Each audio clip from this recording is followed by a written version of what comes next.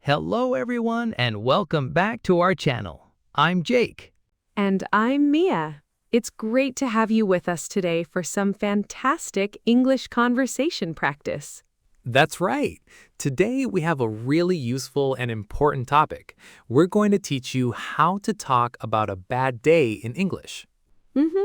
Because let's be honest, not every day is a good day. We all have bad days, and it's a normal part of life. Knowing how to talk about it is a key part of speaking English naturally. Exactly. It's about connecting with people. If a friend or coworker asks you, "How was your day?" you want to be able to answer honestly without being too negative or complaining too much. This lesson will help you find that perfect balance. So let's talk about why this topic is so important. Why do English learners sometimes struggle with this, Jake? Well, I think there are a few reasons. First, you might be worried about sounding too negative. You don't want to bring the mood down or make the other person feel uncomfortable. That's a big one. You want to be honest, but also polite. Another reason is that you might not have the right vocabulary. You know you feel bad, but you don't know the exact words or real English phrases to express it in a natural way. Right. You might just say, "My day was bad," which is grammatically correct, but it can sound a bit strong or direct. Native speakers often use softer, more nuanced phrases. And it's also about cultural context. In many English-speaking cultures, it's common to be positive, even when things aren't perfect. So there's a certain way to talk about a bad day that is honest, but still optimistic. That's what we want to teach you today, so you can speak English with confidence in any situation. It sounds complicated, but don't worry. We have a super simple formula to help you get started. It's easy to remember and works in almost any situation. A formula! I love that! Okay, what is it? It's just 3 simple parts. First, you say your feeling. Second, you give a small, simple reason. And third, you add a hopeful or positive ending. So it's feeling plus small reason plus hopeful ending. Feeling, small reason, hopeful ending. Okay, that sounds manageable. Can you give us an example? Sure, let's say you're tired. The feeling is, "I'm a little tired." The small reason is, "Because I had a lot of meetings today." The hopeful ending is, "But I'm looking forward to relaxing tonight." Okay. So altogether, I'm a little tired because I had a lot of meetings today, but I'm looking forward to relaxing tonight. That sounds so natural. Right? It's honest, it gives a little bit of information, but it ends on a positive note. It tells the other person, "I'm okay, just had a tough day." I love that. We'll come back to this formula throughout the episode. It's a great tool for our learners. Okay, so let's see how this works in a real conversation. We're going to act out a short dialogue for you. Imagine Mia and I are coworkers at the end of the workday. Okay, I'm ready. "Hey Mia, heading home? How was your day?" Hey, Jake. Yeah, finally. Whew, today was rough. I'm glad it's over. How about you? "Oh no, sorry to hear that. My day was okay, pretty busy. Well, I hope you have a relaxing evening." Thanks, you too. See you tomorrow. See ya! Okay, and scene. That was a great example. Notice how I didn't give a long story. I just used one simple phrase. Exactly. And that brings us to our next section, breaking down some of these key phrases. Mia, what was that first phrase you used?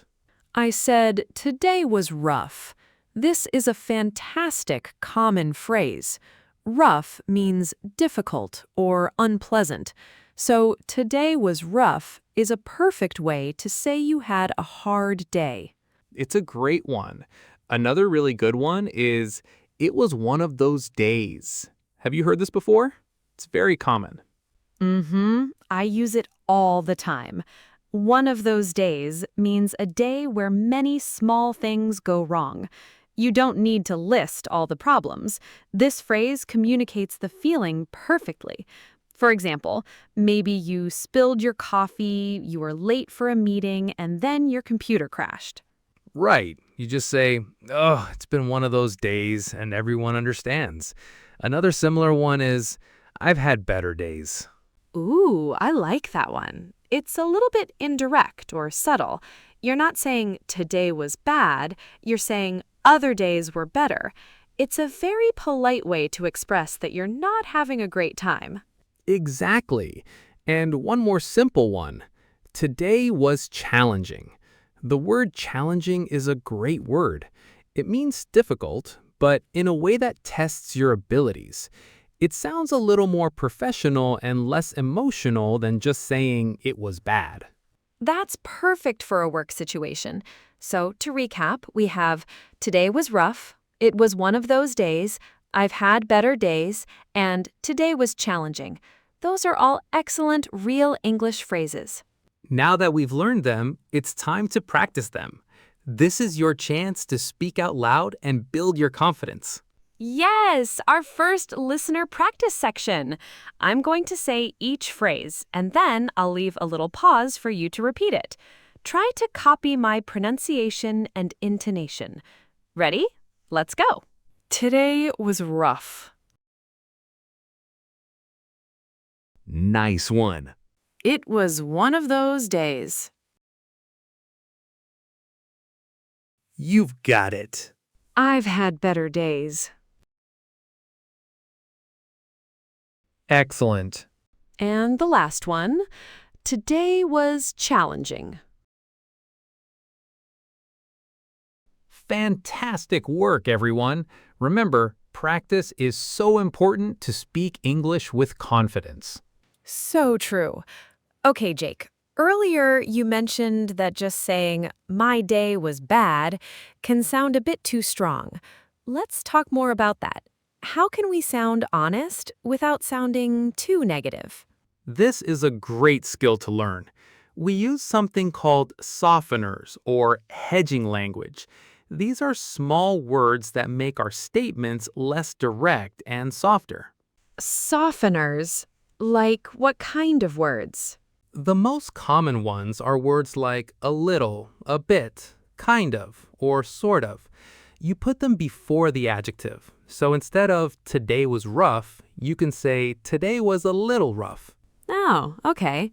Today was a bit rough. It immediately sounds less intense. It's like you're saying it's not a huge problem, just a small one. Exactly. You can also say something like, I'm feeling kind of tired. The phrase kind of makes it sound more casual and less serious. Listen to the difference. I'm tired versus I'm kind of tired. Yeah, the first one sounds like a simple fact. The second one feels more like sharing a feeling in a conversation. It invites the other person to respond gently. Right. So using a little, a bit, and kind of is a fantastic strategy to be honest about your bad day without making the conversation heavy. It's a key part of polite, everyday English. That's such a useful tip. Let's show our listeners another real-life example where this is super helpful. Okay, let's do it. In this scenario, we're friends. I notice that Mia seems a little down, so I'm going to check in on her. Ready when you are. Hey Mia, you seem a bit quiet today. Is everything okay? Oh, hey Jake. Thanks for asking. I'm okay, just a little tired. It's been a long week. I get that. The weekend is almost here though. Do you need anything? A cup of tea maybe? That's so sweet of you, but I'm all right. Just looking forward to going home and putting my feet up. Sounds like a good plan. Well, let me know if you change your mind. Okay, I will. Thanks, Jake. And scene. That was another great example. Notice how Mia's response was soft and polite. She acknowledged my concern, but didn't feel the need to share all the details. Right. This is a really important skill. Sometimes you don't want to explain why you're having a bad day. Maybe it's personal, or maybe you just don't have the energy to talk about it. That's right. So let's break down some useful phrases for when you don't want to explain. Mia, what did you say in our dialogue? I said, I'm okay, just a little tired. The word just is really important here. It minimizes the problem. It signals, it's not a big deal. Don't worry about me. Totally. Another great one is, it's nothing really, just a busy day. Again, it's nothing and just are used to show that you don't want to make a big deal out of it. Mhm. That's perfect for a situation with a coworker or someone you don't know very well. What if it's a close friend and you really don't feel like talking? Is there a polite way to say that? Yes, but you have to be careful with this one. With a good friend, you could say something like, I don't really want to talk about it right now, but thanks for asking. That's a good point. The key part there is thanks for asking. It shows you appreciate their concern, even if you don't have the energy to share. For sure. And the slightly softer version is, I'd rather not get into it. Get into it means to talk about something in detail. So this is a polite way of saying you don't want to explain. These are great advanced phrases for social situations. Learning them will really boost your English conversation skills. Okay, I think it's time for more practice. Listener practice section 2. This time, I'll say the phrases and you can repeat after me. Let's do it. I'm okay, just a little tired. Great job. It's nothing really, just a busy day.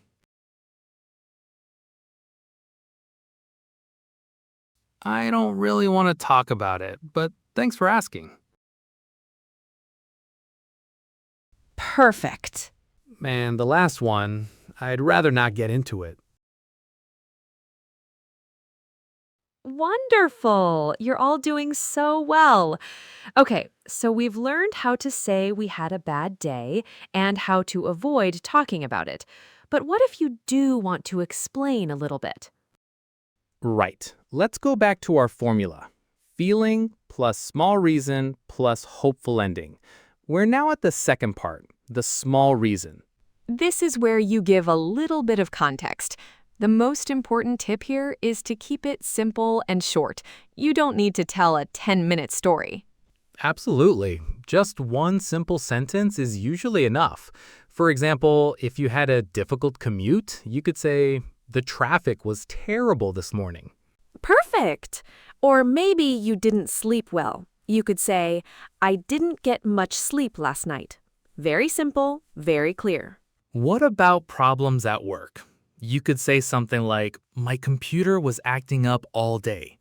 Acting up is a great phrasal verb that means not working correctly. Mm-hmm. I use that all the time. My internet is acting up, or you could talk about your workload. I just had so many emails to reply to. These are all perfect examples. They are specific enough to explain why you're feeling down, but they're not so detailed that they become a long complaint. Right. The goal is to share, not to complain. There's a small difference. Sharing connects people, but complaining can sometimes push them away. That's a very wise way to put it. Okay, are you ready for another real-life conversation? Let's do it. In this example, let's show how small problems can add up to make one of those days. I'll start this time. Hey, Jake, you made it. How are you doing? Hey, Mia. Ugh, don't ask. It's just been one of those days, you know? First, I completely slept through my alarm, and then I missed the bus by like 5 seconds. Oh, what a terrible start to the day. I hate when that happens. Tell me about it. I'm just hoping the rest of the day gets better. I'm sure it will. Well, I'm glad you're here now.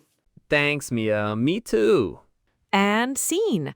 See how Jake combined the main phrase, it's been one of those days, with two small, simple reasons? I slept through my alarm, and I missed the bus. It just gives a little color and detail to the story without being overwhelming. It's very natural. Definitely. Okay, you know what time it is. Let's practice some of these reason sentences. This is Listener Practice Section 3. I'll say the sentence and you repeat. Here we go. The traffic was terrible. You're doing great. I didn't get much sleep last night. Perfect pronunciation. My computer was acting up. Awesome. I had a long meeting. Fantastic. This English conversation practice is really going to pay off. Now, we've covered the feeling and the reason. What's the last part of our magic formula, Mia? The hopeful ending. This is my favorite part because it's where you show your resilience and positive attitude even after a tough day. It's how you end the conversation on a good note. This is so important. It tells the person you're talking to that you're going to be okay. It's a way of saying, thanks for listening, but now let's move on. What are some good phrases for this? A classic and wonderful one is, but hey, tomorrow is a new day. The but hey part makes it sound very casual and optimistic. It's like you're brushing off the bad day. Right. Tomorrow is a new day. It's so hopeful. Another one I like is, but I'm trying to stay positive. This phrase is great because it acknowledges that it's difficult, but you're making an effort. It's very relatable. That's a lovely one. It shows emotional honesty. You can also say something more specific, like, but I'm looking forward to the weekend. This shifts the focus from the bad day to something good that's coming soon. Yeah, that's a great tactic. Or even simpler, but I'm sure things will get better. It's a general statement of optimism that works for any situation. Okay, so let's put it all together. We need a final, real-life conversation example that uses the full 3-part formula. Let's do it. For this one, let's be roommates talking at home in the evening. I'll start. Hey, Mia, how was your day at the library? Hey, it was a bit stressful, actually. The Wi-Fi was down for almost 3 hours, so I couldn't get any of my research done. Oh, that's so frustrating. I hate when that happens. It really was. But hey, what can you do? Tomorrow is a new day, and I'm sure it will be working again then. Want to watch a movie? Absolutely. Let me just grab some popcorn. Perfect! And scene. Did you see it? Did you see the formula? I did. The feeling was a bit stressful. The small reason was the Wi-Fi was down, and the hopeful ending was tomorrow is a new day. It was perfect. It shows how you can share a problem, but then move the conversation forward in a positive way. It's an amazing skill. Okay, everyone, it's time for our final practice section. Let's get these positive phrases locked in your memory. I'll lead this one. Repeat after me. Tomorrow is a new day. Nice and hopeful. I'm trying to stay positive. Love that one. I'm looking forward to the weekend. Aren't we all? I'm sure things will get better. Fantastic. You have all done an amazing job with the practice sections today. We're almost at the end of our lesson, but we have a few more very important things to cover. First, let's talk about some common mistakes to avoid. Yes, this is super important. We want to help you correct any small errors before they become habits. So, what's a common mistake, Jake? One of the biggest ones I hear is students saying, I am bad. If you say this, it sounds like you are saying your personality or your character is bad. Right, it's a very strong statement. What you want to talk about is your day or your feeling, not yourself as a person.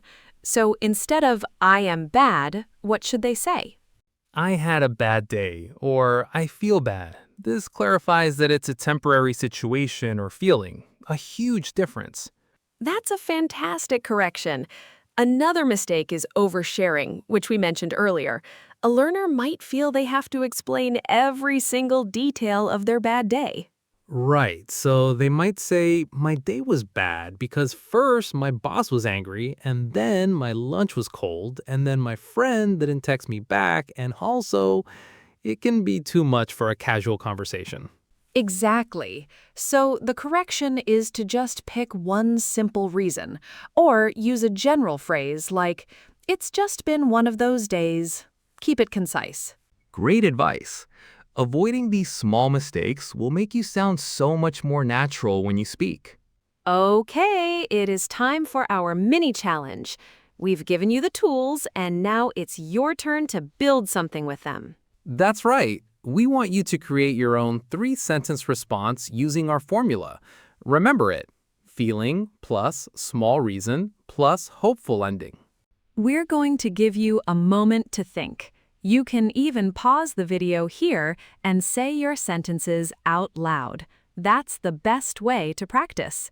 Okay, take about 10 seconds to think of your feeling, your reason, and your hopeful ending. Go for it.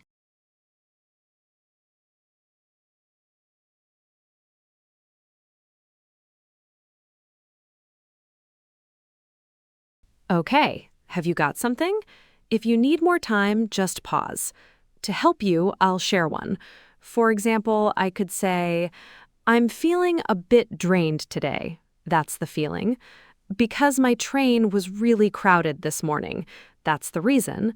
But I'm excited to go for a walk this evening. That's the hopeful ending. That's a perfect example. We would love for you to share your sentences with us. You can write them in the comments section below. It's a great way to give feedback and practice your English writing skills, too. Whew, we have covered so much today. I think we need a quick review of the most useful phrases. Definitely. And you know, Mia, this brings up another really important topic. We've spent all this time talking about what to say when we have a bad day. But what about when someone else tells us they're having a bad day? How should we respond? Great idea. Let's go over our top 5 phrases from today's lesson on how to talk about a bad day in English. Mia, you start. What's number 1? Number 1 has to be the simple and effective, today was rough. It's been one of those days. Number 3, when you want to be polite and a bit indirect, I've had better days. Good one. Number 4, for when you don't want to explain in detail, I'm okay, just a little tired. But hey, tomorrow is a new day. If you can remember just those 5 phrases, you'll be able to handle this situation in English with no problem at all. And that brings us to the end of our lesson. Thank you so much for joining us today. We hope you found it helpful. We really do. Remember that learning a language is about more than just grammar and vocabulary. It's about learning how to connect with people in real, everyday situations. And talking about a bad day is definitely one of those. It really is. Don't forget to do the mini challenge and write your 3 sentences in the comments below. We love reading them and seeing your progress. And if you enjoyed this video and want more lessons to help you speak English with confidence, please give it a thumbs up and subscribe to our channel. It really helps us out. We'll be back next week with another practical lesson for you. Until then, keep practicing. And remember that even if you have a bad day, tomorrow is always a new chance. Well said, Mia. Thanks for watching, everyone. Bye for now. Bye.